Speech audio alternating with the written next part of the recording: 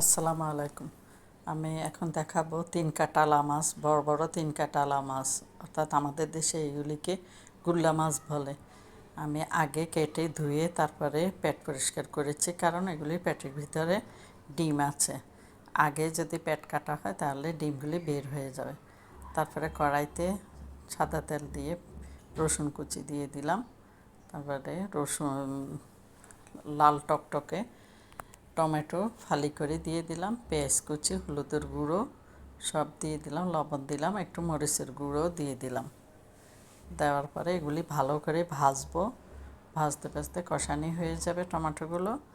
তারপরে একটু ফুটন্ত পানি একটু ফুটে নিয়ে ফুটন্ত পানি টমেটোগুলিতে দিয়ে দিব। দিয়ে আস্তে আস্তে এবার একটা একটা করে মাছগুলি দিয়ে দিব।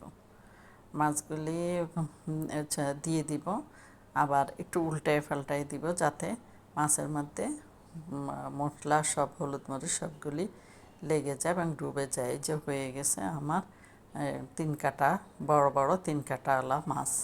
রান্না অনেক মজাদার এই মাছ।